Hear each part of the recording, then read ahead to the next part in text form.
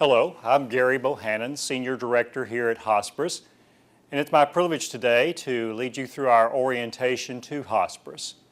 We appreciate this opportunity to share with you a little bit of information about our partnership. We are pleased that your company has agreed to be a partner with us in helping provide equipment to our patients and families. We appreciate the service that you perform, and we hope that you'll find this information that we're about to share to be helpful to you. Today we're going to be covering, first of all, our hospice philosophy. What is our approach to end-of-life care? Next we're going to be giving you an overview of our services, who is eligible to receive hospice care, how is that care delivered to the patient and family, how is that care paid for, and then we're going to be looking at some of the misconceptions, some of the misunderstandings about end-of-life care. We'll also cover patient rights. And then we'll conclude our presentation looking at partner responsibilities as well as patient needs and how we can work together to best address those needs. What is Hosparus? Hosparus is a hospice care provider. We are a not-for-profit, mission-driven organization, and each year we provide our care to over 5,500 patients.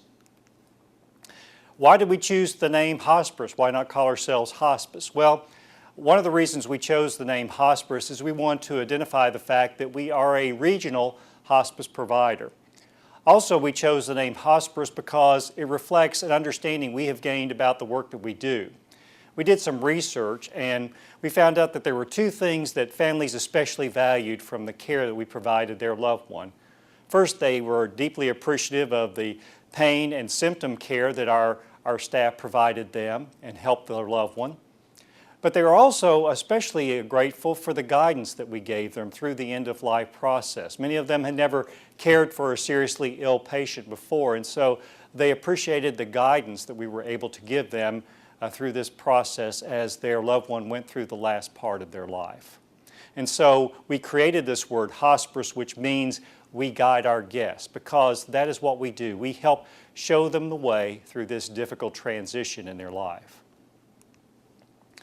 Our hospice service area is quite extensive. We cover 33 counties, some in southern Indiana, the rest in Kentucky. If you're familiar with I-65, we cover many of the counties on either side of I-65. Our mission is to improve the quality of life. Hospice is not about dying, it's about helping people live as fully as possible in whatever time they have left. So our focus is on improving the quality of their lives. Our hospice philosophy is simply a philosophy that affirms life. We see death and dying as a natural part of the circle of life. We don't do anything to hasten death, but at the same time, we don't take heroic measures to try to extend a person's life.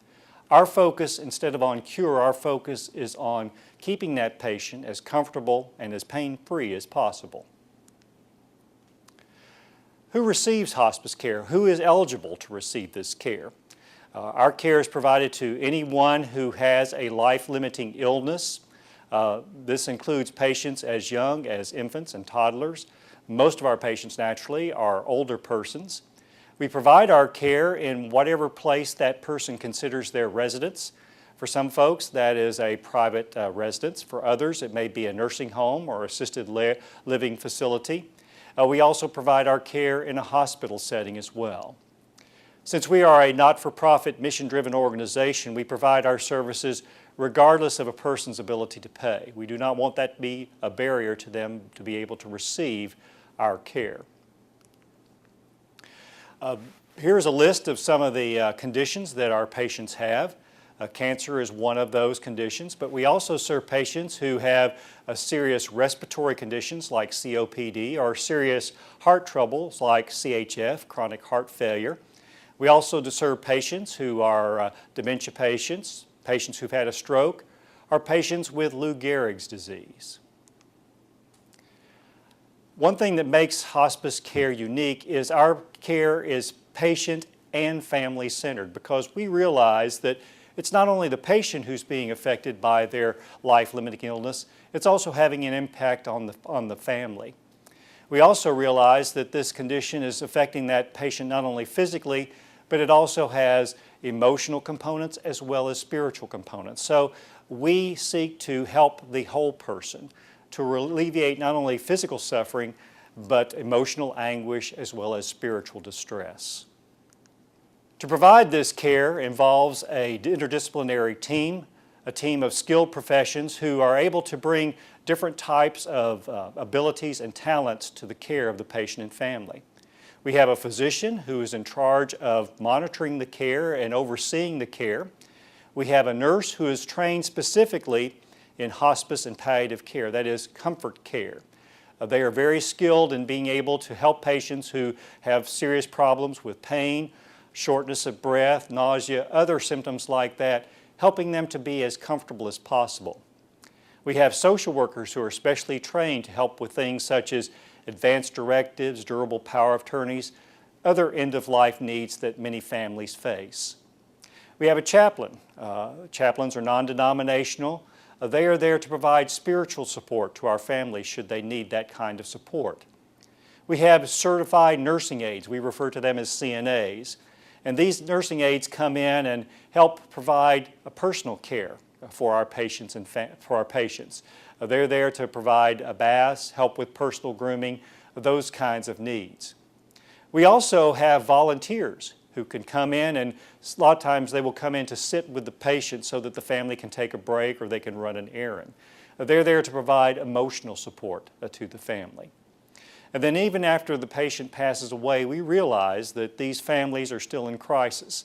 And so that's why we have a grief counselor who is also available to come in after the patient has passed away to provide both individual and group counseling, as well as some educational opportunities to help our families in coping with the loss of their loved one. As I mentioned before, our services are provided in a variety of settings, in private residences and assisted living facilities and nursing homes, as well as in hospitals. We also have special arrangements with some of our hospitals, both in Kentucky and Indiana, so that we can provide care to patients in those settings. We also have a special dedicated unit at the Norton Alliant Medical Center in downtown Louisville. It is our hospice inpatient care center where we're able to provide care to patients where we are not able to manage their care at home.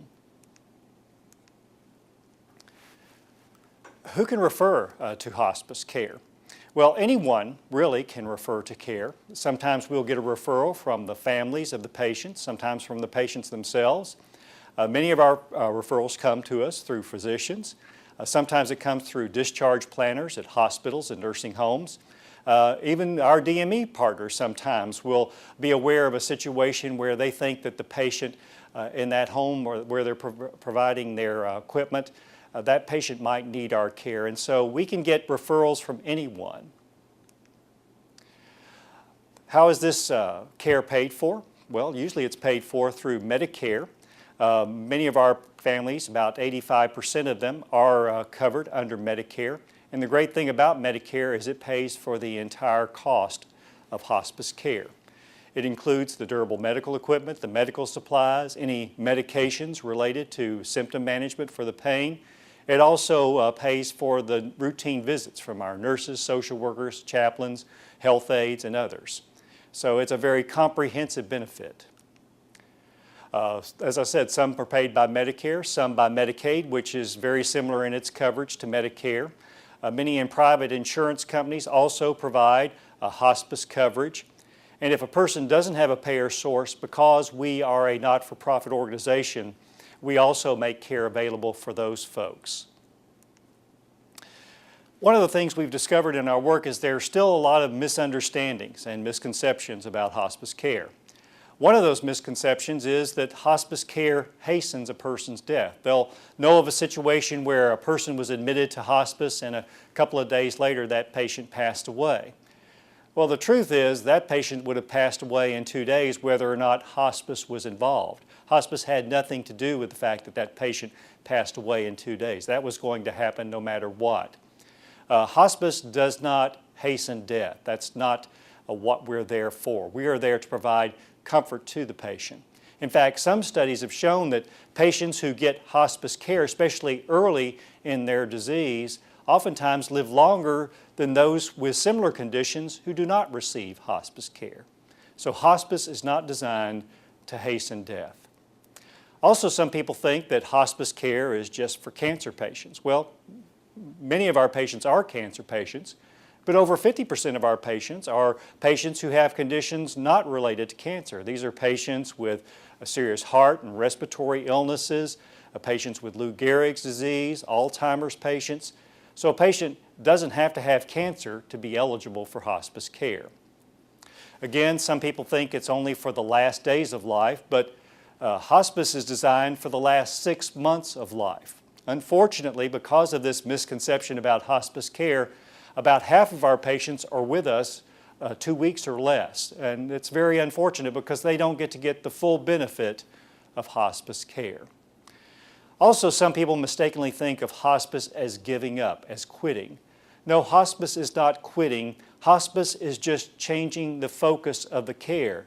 Instead of the focus being on curing the patient, the focus is on aggressively working to make that patient as comfortable as possible.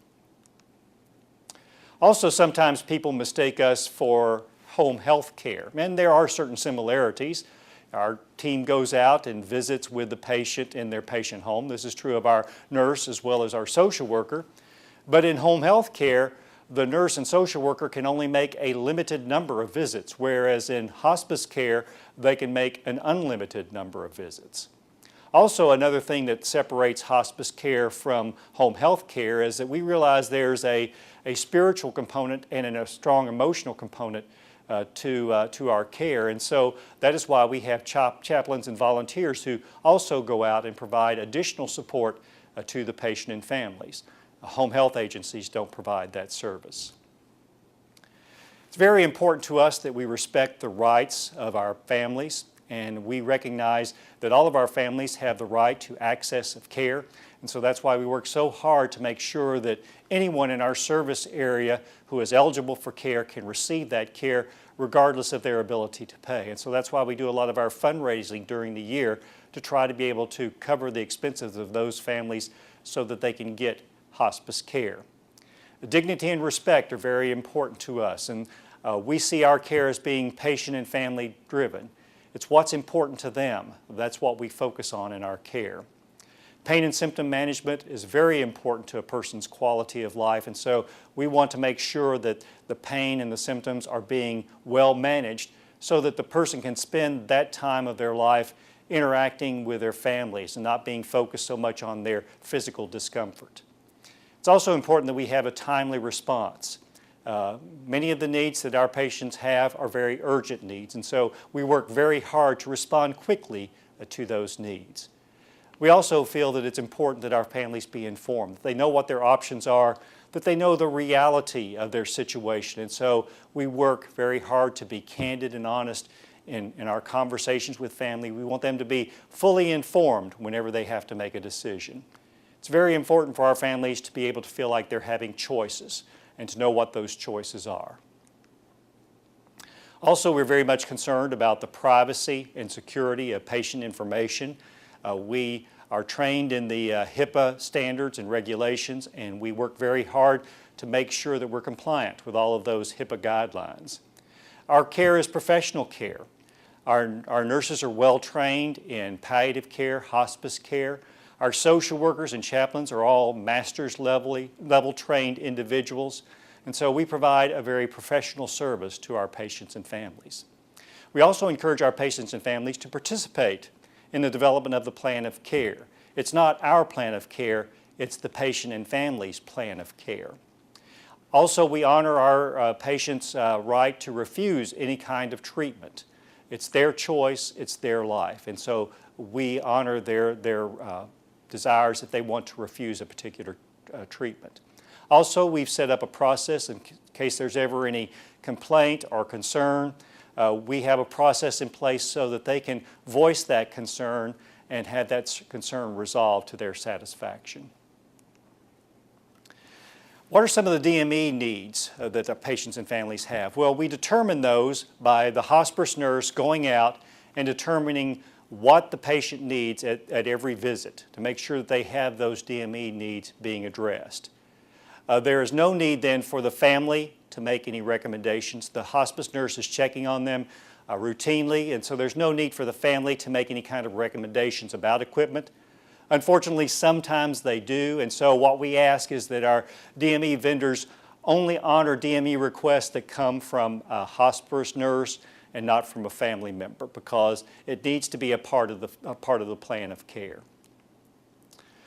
The type of DME equipment we use, here are some of the things listed here that we will send out to a patient and family. Not all of these are sent out at any one time, but these are some of the common things that we utilize in the care of our patients and families.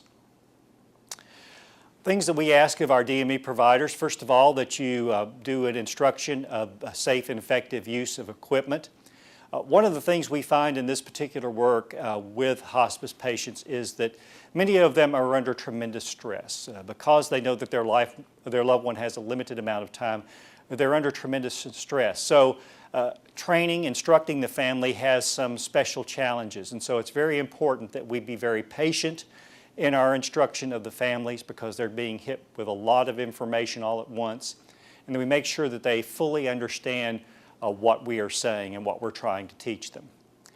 Also, when we take a DME equipment out, we want to make sure that it's in good working order while we're there. If there is an equipment malfunction, or if we notice any kind of defect, the hospice clinician will contact our customer support here at hospice.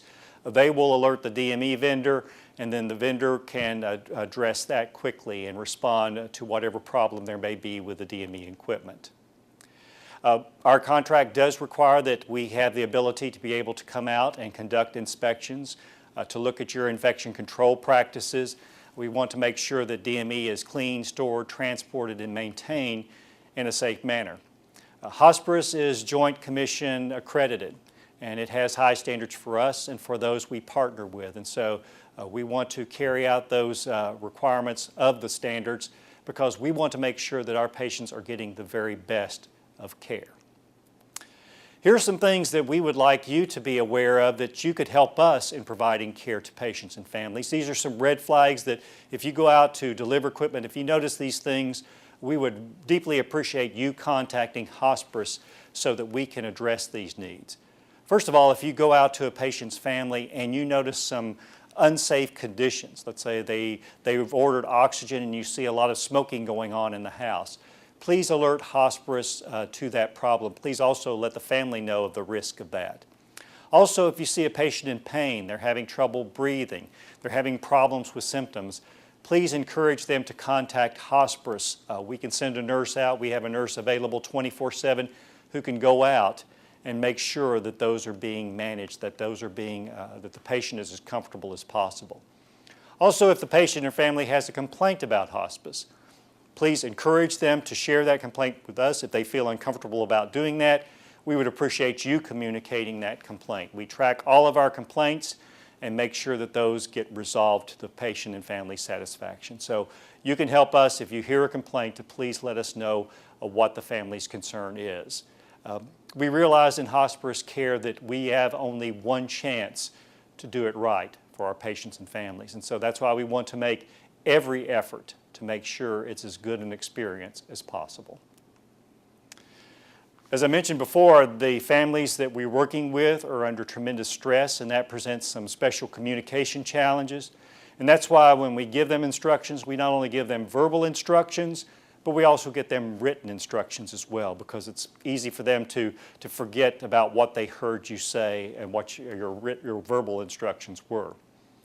One thing we also do is we ask the family member to repeat back the instructions. That's a good way for us to assess whether or not they truly heard what we were saying.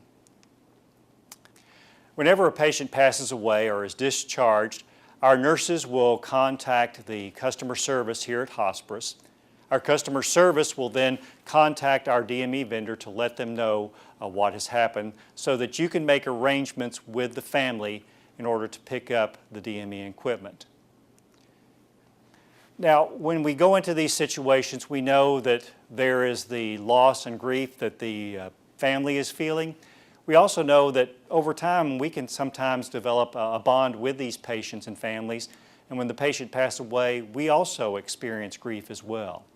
So it's very important in these situations that the family be able to acknowledge their loss, and if you develop a relationship with that patient, that you also be able to acknowledge that you too are experiencing a sense of grief and sadness because that patient has passed away.